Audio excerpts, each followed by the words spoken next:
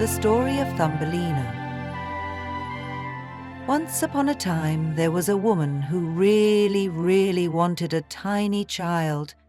She didn't know where to find one, so she visited an old witch for help.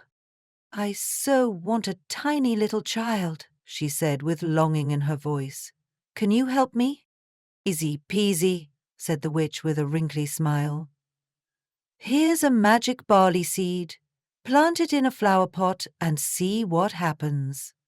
This isn't ordinary barley like farmers grow or chickens eat." The woman happily paid the witch 12 pennies, hurried home and planted the seed right away. Wow! It quickly grew into a beautiful flower that looked like a tulip with bright red and yellow petals.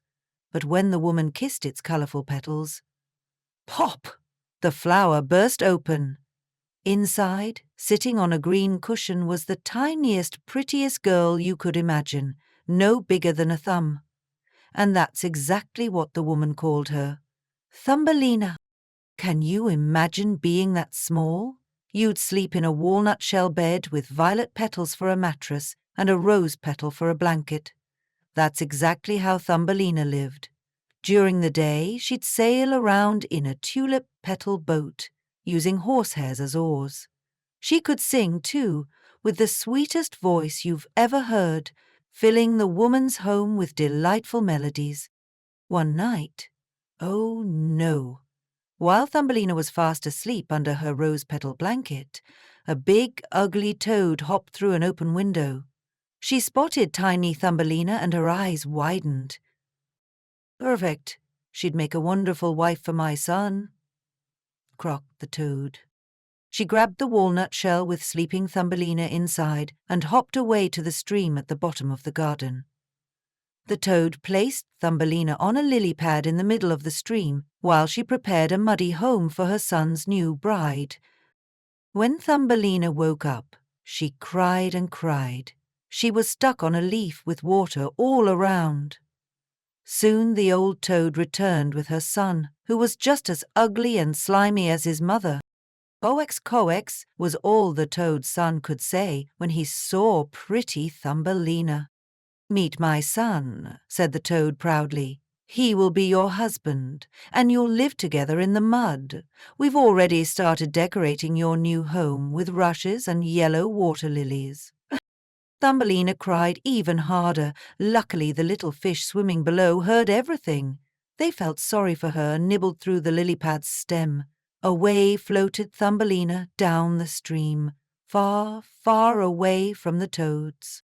For a long time, Thumbelina sailed along on her lily pad. Birds in the bushes sang to her, "What a darling little girl." A friendly white butterfly even let her tie her sash to him to go faster.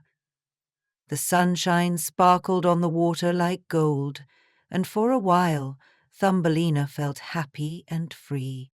But then, yikes, a big Maybug grabbed her by her slender waist and carried her up into a tree.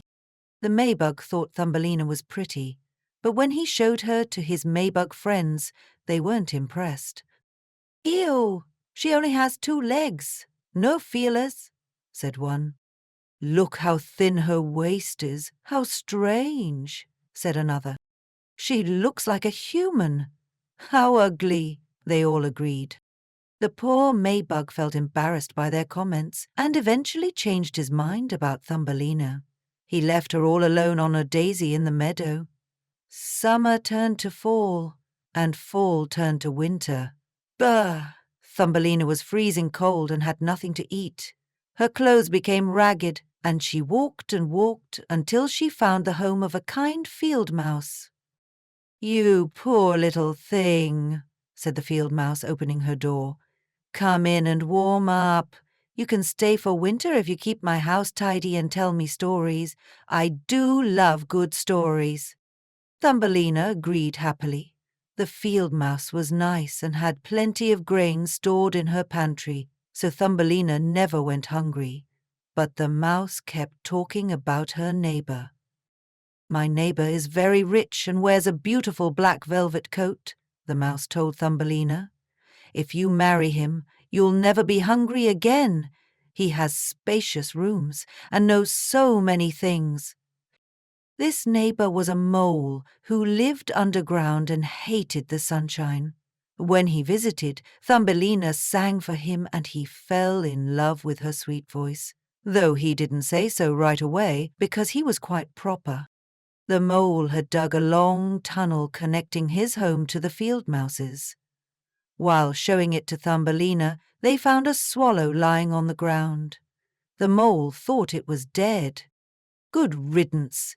Birds do nothing but chirp and then starve in winter," said the mole, kicking the poor bird with his short legs. "I'm glad I'm not a bird, and neither are any of my children." The field mouse agreed with him, but Thumbelina felt sad.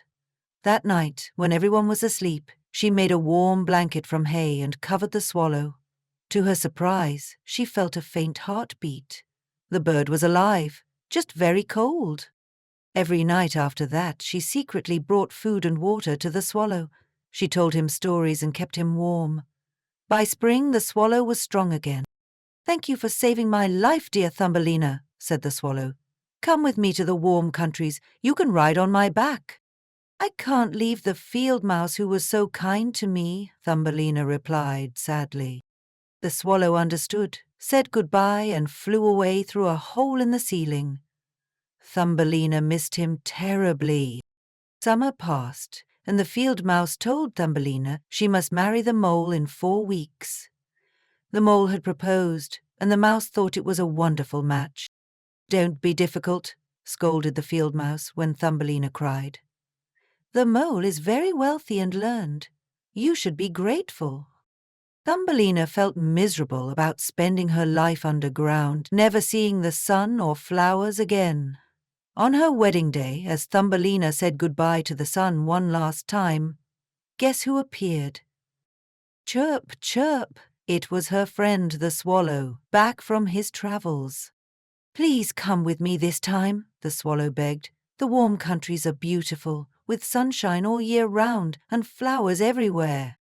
"Yes, I will," Thumbelina decided, no longer wanted to marry the mole. She climbed onto the swallow's back, tied herself safely to one of his feathers, and away they flew. Over forests, lakes, and snowy mountains they travelled. When Thumbelina got cold, she tucked herself under the swallow's warm feathers, peeking out only to see the wonderful sights below. Finally, they reached the warm countries, where orange and lemon trees grew and sweet scents filled the air.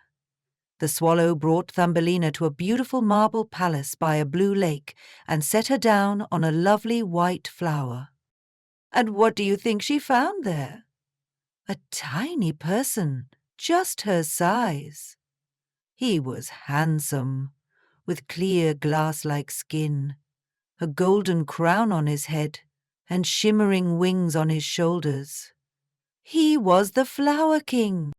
"You're beautiful," he exclaimed when he saw Thumbelina. "Will you be my queen? I've never seen anyone as lovely as you." Thumbelina thought this was much better than marrying a toad or a mole. She said yes, and the flower people gave her wings of her own so she could fly from flower to flower. The king gave her a new name, too. "You shall be called Maya," he said, "because Thumbelina doesn't suit someone as lovely as you." The swallow sang his best song for the wedding, perched above them in his nest. He was happy for his friend, but a little sad to leave her. Then he flew back to Denmark, where he told this story to a man who writes fairy tales. And that's how we know about the wonderful adventures of tiny Thumbelina, who found happiness at last. Thank you for listening, and I hoped you liked this story. If you enjoyed it, please take a moment to like this video and subscribe to my channel. I have plenty more fairy tales for you.